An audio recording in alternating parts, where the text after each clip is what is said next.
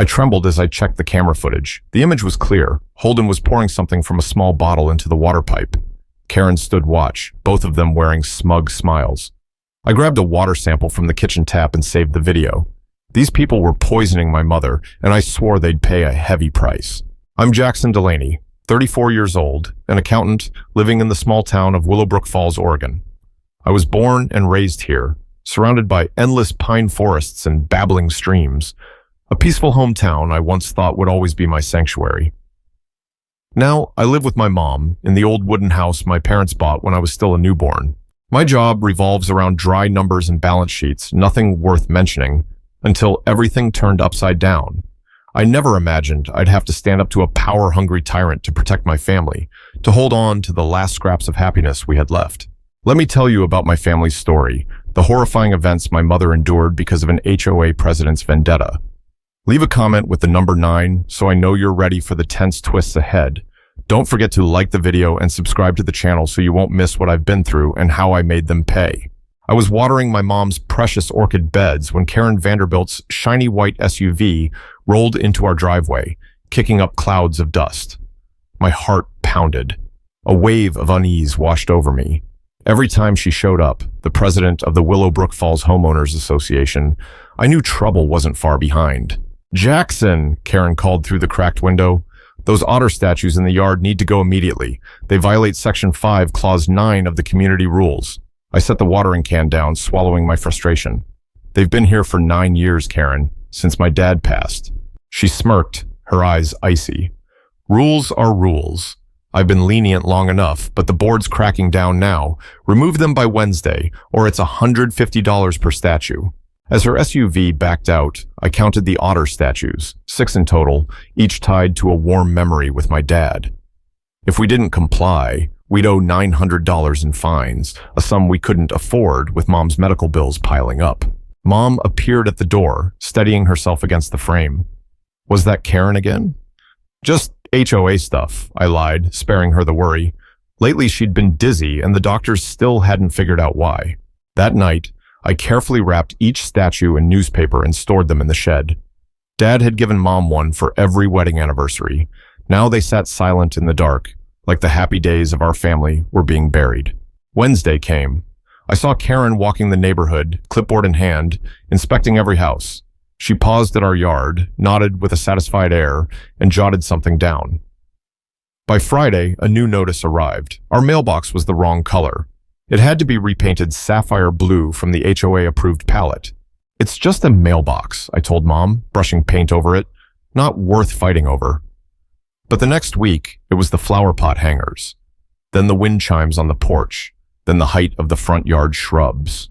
Each time Karen came by, Mom seemed weaker, more exhausted, more confused. I started wondering if this pressure was breaking her. One evening, as I took the trash out, I caught Holden Vanderbilt, Karen's husband, standing near the water meter at the edge of our yard. He hurried off when he saw me, pretending to check his phone. "Everything okay?" I called, my voice thick with suspicion. "Just taking a walk," he said, but I didn't see any pets around.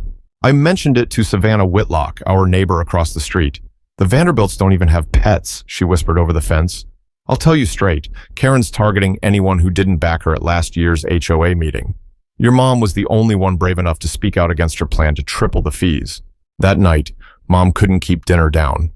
Her skin was pale under the bathroom light as she gripped the sink, vomiting until she had nothing left. "We're going to the hospital," I said, helping her to the car, my chest heavy with dread.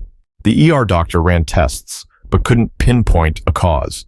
"Could be a virus," he said, "or something environmental. Anything unusual at home lately?" On the drive home, Mom dozed off in the passenger seat. I took a detour past the Vanderbilts' house. Their lights blazed brightly. Through the kitchen window, I saw Karen and Holden raising wine glasses, laughing heartily. The next morning, Mom couldn't get out of bed. Her hands shook so badly she couldn't hold a glass of water. I called Dr. Callahan, who agreed to see her right away. While waiting, I walked along the edge of our yard, checking the spot near the water meter where I'd seen Holden. The soil there was disturbed. Bending down, I noticed a few pale green droplets clinging to some nearby rocks. My phone rang. It was the hospital. Mom had collapsed at Dr. Callahan's office. We're testing for toxins, the nurse said. The doctor suspects poisoning. Poisoning. My head buzzed as I thought of Holden near the water meter, those strange green drops, and Mom's health crumbling after every visit from Karen. I raced to the hardware store, bought a security camera to record anyone coming near our house, making sure I'd have proof if something happened again. That night, I mounted the camera on the big maple tree, aimed straight at the water meter. If Holden came back, I'd catch him. Mom stayed in the hospital for 5 days. Tests showed a foreign substance in her system, but the doctors couldn't identify it yet. Whatever it is, it's putting stress on her liver and kidneys, Dr. Callahan explained. Has your family been exposed to chemicals, pesticides, or anything new? Back home, I found a notice taped to the door. The HOA fined us $75 for failing to maintain landscaping. I hadn't mowed the lawn while tending to Mom in the hospital. I crumpled the paper in my fist just as the camera's alert chimed. Someone was near the water meter. I bolted outside, catching Holden Vanderbilt hurrying away. Karen sat in their SUV by the curb, engine running. "What are you doing to our water?" I shouted, helplessness surging through me. Karen rolled down her window. "Jackson, you're too stressed. Maybe your mom's condition is making you lose control." They sped off before I could say more.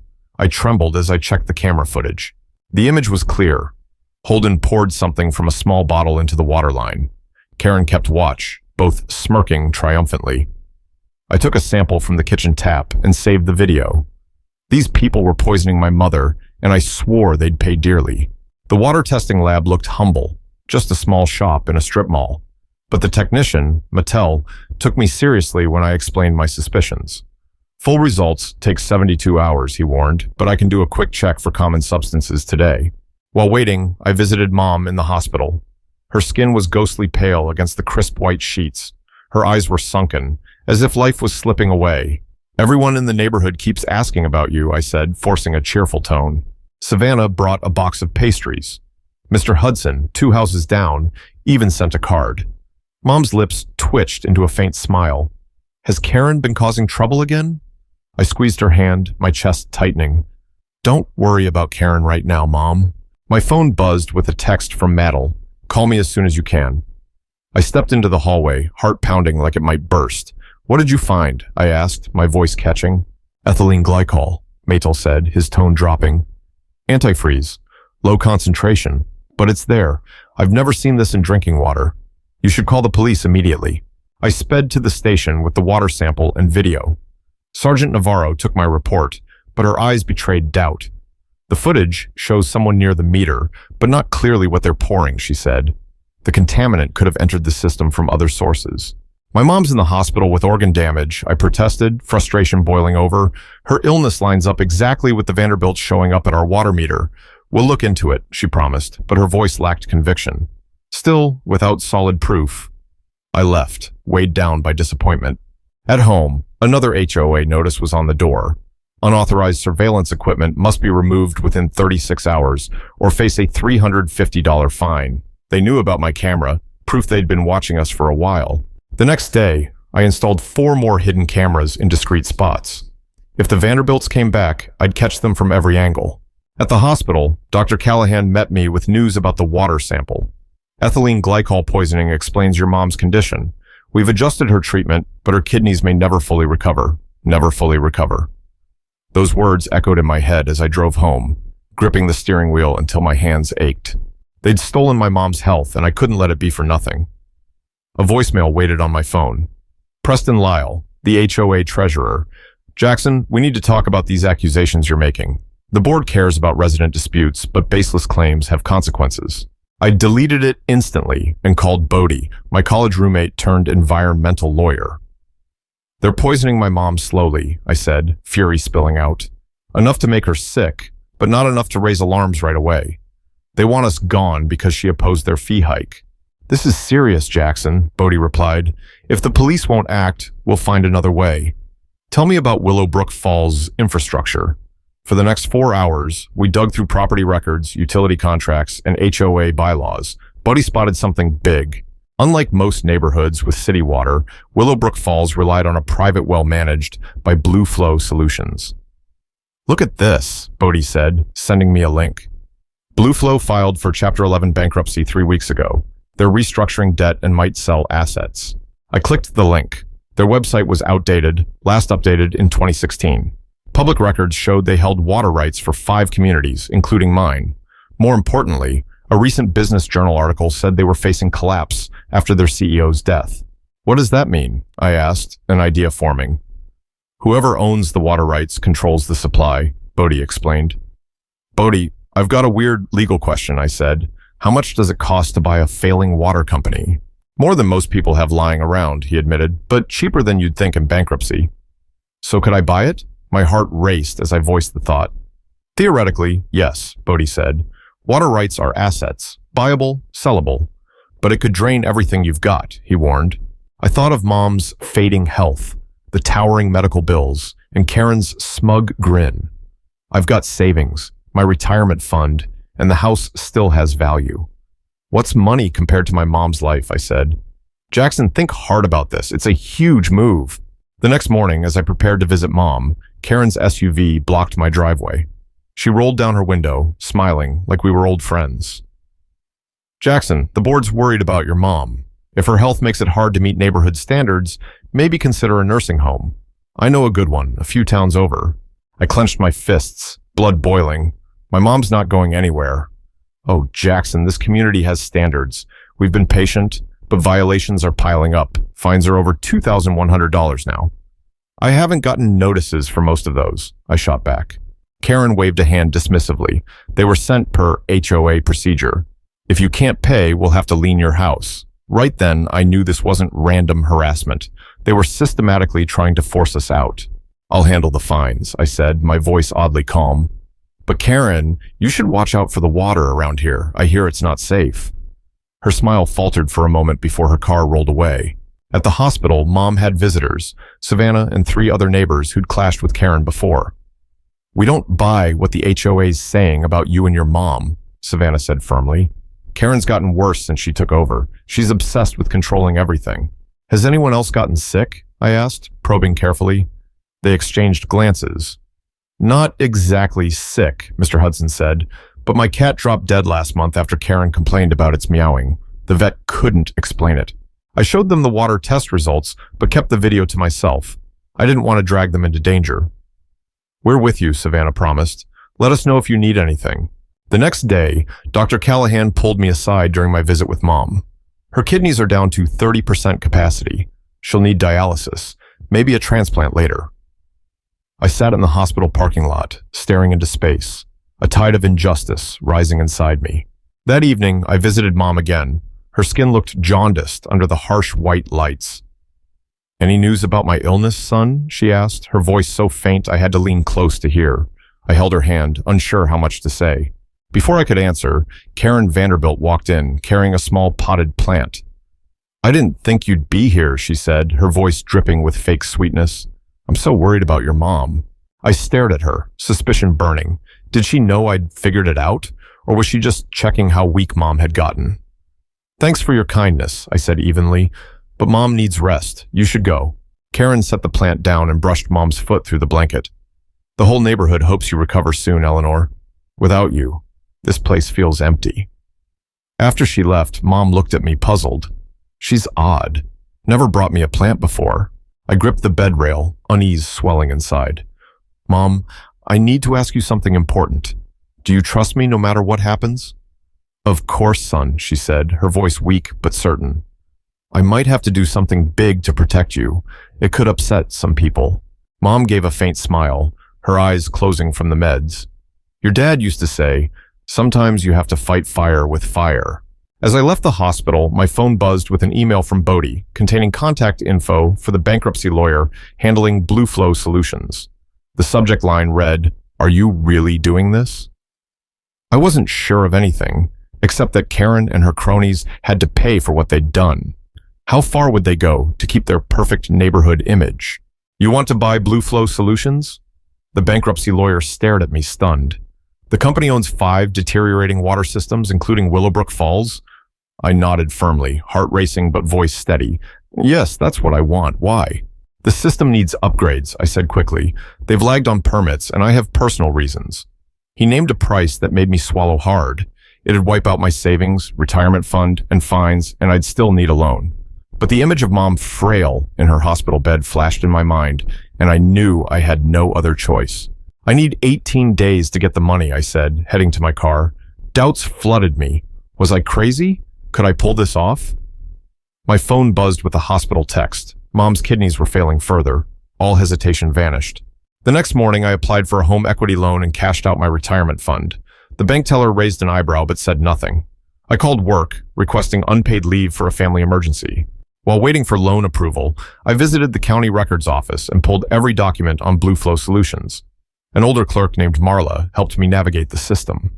Interesting company, she remarked. They've held water rights since 1979, did fine until the old owner died. Do they have special authority over the neighborhoods? I asked. Marla smiled faintly. Son, whoever controls the water controls everything. Always has. The loan came through faster than I expected. I signed stacks of papers, trying not to dwell on the massive debt I'd taken on. Body called to check in. You're really doing this? He asked. You know you'll be supplying water to hundreds of homes, right? I only care about one house, I said. But don't worry, I won't leave anyone high and dry forever. That's not reassuring, Bodhi muttered. After 17 sleepless days and endless paperwork, I sat in an empty conference room, signing the final documents. The bankruptcy lawyer still seemed baffled, but pleased to close the deal. Congratulations, he said, sliding a stack of files toward me. You now own Blue Flow Solutions, assets, permits, and responsibilities included. The digital system passwords are in there. Driving home with the files beside me, everything felt unreal. I now controlled the water supply of the very people who'd harmed my mom. That power made my head spin. I stopped by the hospital first. Mom was asleep, her face gaunt and hollow. Dr. Callahan met me in the hallway, his voice low and somber. We've flushed the toxins from her system, but her kidneys and liver are damaged. She might recover some function over time, but some of the harm could linger. A wave of outrage surged inside me. Linger. Mom had been perfectly healthy before this. I'm so sorry, he said quietly. The good news is she's stable enough to go home in 6 days, but you'll need to watch her closely. A nurse approached with a medical kit. She's a gem, she said. That neighbor of yours visits every day bringing gifts. Karen, right? She says your mom's like family. I choked, words failing me. Karen, coming here daily, playing the saint while her husband's poison ravaged my mother. I thanked the nurse and sat by Mom's side until visiting hours ended. On my way out, I passed the gift shop and spotted Karen picking out a small flower basket. I ducked behind a display, watching as she bought the flowers and asked the clerk for a card. Through the glass, I saw her write something, her lips curling in what others might mistake for concern, but I recognized the smugness beneath it. Back home, I opened the Blue Flow Solutions files and found the login details for the water management and billing system. The outdated software took ages to load, but eventually I accessed every water meter in Willowbrook Falls, flow rates, bills, even the power to shut it off. My phone rang at 1 a.m, an unknown number. Hello? Jackson, this is Elton Carver from the HOA board, the voice said, tense. We know you bought Blue Flow Solutions. My heart skipped a beat. How did they find out so fast? Word travels quick, I replied, keeping my tone steady. The board wants to meet you tomorrow morning to discuss this. I'm not free to meet, I said. Don't be stubborn, Elton snapped. We all live here. This affects everyone in Willowbrook Falls. So does my mom, I said, anger rising. But she almost didn't make it because of your friends. I don't know what you're implying, but...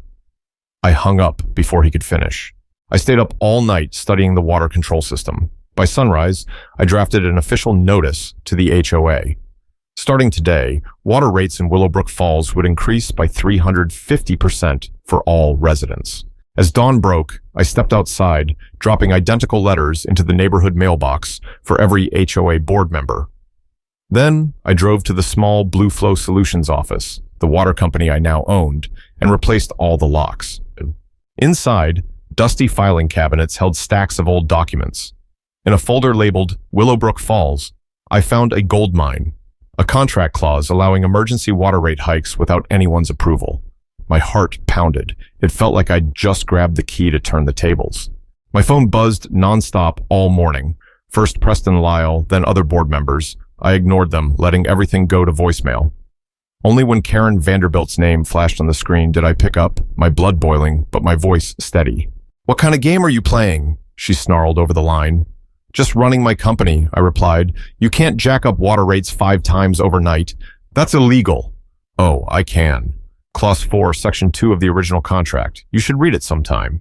Silence stretched on her end. "What do you want, Jackson?" I smirked, feeling the first spark of satisfaction after days of suffocation. "We need to talk about what you put in my mom's water." The next morning at 6, Karen pounded on my door, her eyes blazing like she could burn the place down. "You can't do this! This is blackmail!" she yelled, waving the new water bill in my face like an accusation. I leaned against the door frame, eerily calm. "Blackmail? What about slowly breaking down an elderly woman, Karen? You've got no proof," she hissed, her gaze flicking nervously to my security camera. "I don't need proof anymore. I've got something stronger. I've got control." All day, my phone wouldn't quit ringing. Preston, the HOA treasurer, called 8 times. Board members I'd never met suddenly wanted to talk.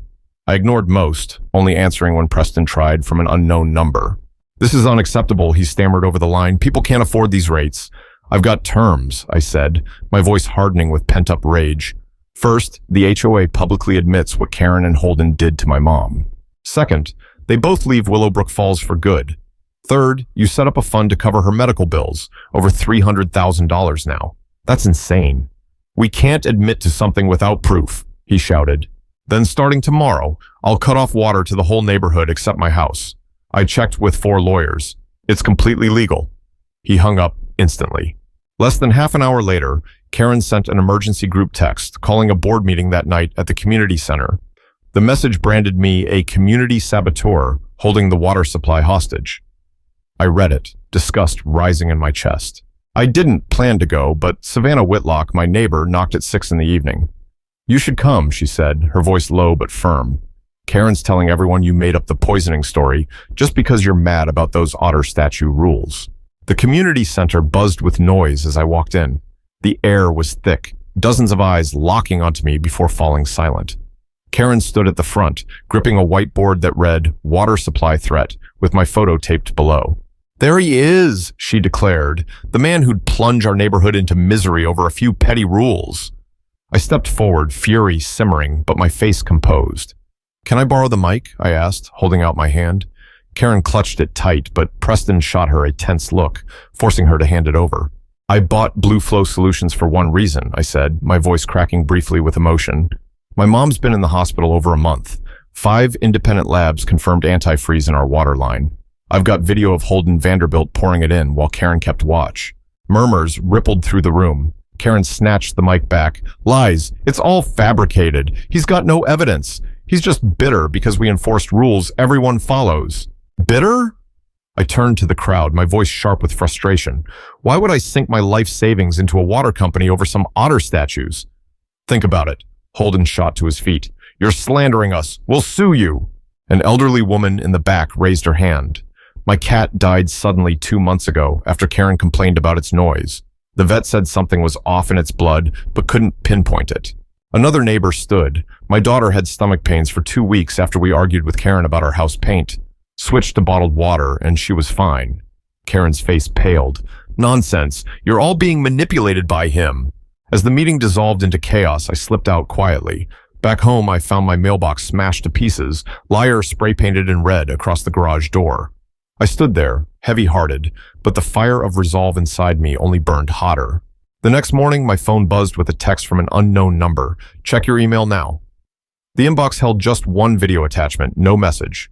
The footage played. Karen and Holden were arguing in their garage. "No one can prove anything," Holden said, pouring liquid from a large bottle labeled antifreeze into a smaller one. A few drops in the right spot, and those annoying neighbors disappear on their own. I forwarded the email to every HOA contact I had, a mix of relief and rage flooding through me. By noon, police cars lined the street. I stood at the window, heart pounding, watching Karen and Holden led away in handcuffs. Who sent that video? Why hold on to it until now? My mind spun with questions. The phone rang. It was the hospital. Mom's kidneys were failing worse than ever. I raced there, weaving through traffic in a panic, gripping the steering wheel tight. Mom lay surrounded by tubes and machines, her breathing so faint it seemed to dissolve into the air. "We need to start dialysis immediately," Dr. Callahan said, his voice low but firm. "Her kidneys are severely damaged. My phone wouldn't stop vibrating." News vans crowded the neighborhood entrance. The police called 3 times, asking for the water test results and my camera footage. "We found 7 antifreeze bottles in the Vanderbilt's garage," Sergeant Navarro said over the line. "One had a nozzle attachment. Lab results show it matches the substance in your water sample." That night, when I got home, over 40 neighbors stood in my yard, holding flickering candles. Savannah Whitlock stepped forward, handing me a thick envelope. "We pooled money for your mom's medical bills," she said, her voice thick with emotion. "It's not much, but it's from the heart." Inside were $2,300 in cash and checks. "We had no idea," Clara Hensley, who lived 5 houses down, whispered. "Karen told everyone your mom was faking it for attention." The story hit local news channels. Big headlines screamed, "HOA scandal, couple poisoned water over otter statue dispute." 4 other families came forward reporting strange symptoms after clashing with Karen. Preston Lyle called from a new number, his voice shaky. "I swear I didn't know what they were doing." "You have to believe me, Jackson. Did you help cover it up?" I asked, suspicion weighing me down. His silence spoke louder than words. The preliminary hearing was packed. Karen and Holden pleaded not guilty. Their lawyer claimed the video was edited and called me a vengeful obsessive. Bail was set at $750,000 each. Preston and 3 other board members resigned after texts surfaced, showing they'd discussed Mom's unusual condition 4 months earlier. The HOA office was flooded with angry calls demanding the entire leadership disband. The prosecutor sent a letter asking if I'd accept a plea deal, 7 years for Karen and Holden instead of a maximum of 25. "No," I said, anger boiling inside. "They deliberately wore my mom down day by day. They deserve the fullest punishment." Savannah, along with 4 other neighbors, formed a temporary HOA board. Their first act was to cancel all fines and violations, pending a full review of the rules. Blue Flow Solutions became a lightning rod for debate. The HOA's lawyer accused me of buying the company illegally, but my paperwork was ironclad. I announced new water rates, normal for most residents, but with a special surcharge for properties tied to Karen's old supporters. "It's a business decision," I told a reporter, my voice calm yet firm. "I assess risk differently for those who enable bad behavior." 5 former board members put their homes up for sale the next day, but no one made an offer. Meanwhile, Mom started to improve. Dialysis was working, though Dr. Callahan warned she might need a kidney transplant down the line. I spent my days researching treatments, my nights sleeping at her bedside, holding her hand to lend her strength. On the 19th day, I jolted awake to find Mom watching me.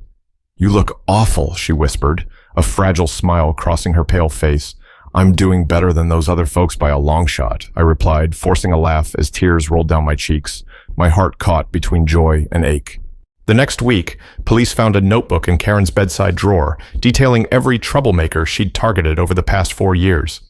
18 families, 5 pets dead for no clear reason, and an elderly man forced into a nursing home after mysterious health issues.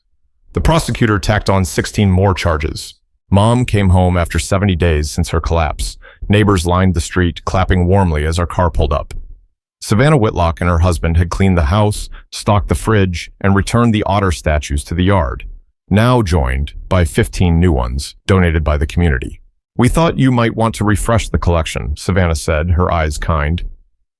The following Sunday, the new HOA president, Nora Bradley, who'd never liked Karen, knocked on my door holding an official document. "The board unanimously voted to exempt your house from all neighborhood rules," she said, handing me the notarized paper. "We'd also like to name the community garden after your mom, if you're okay with it."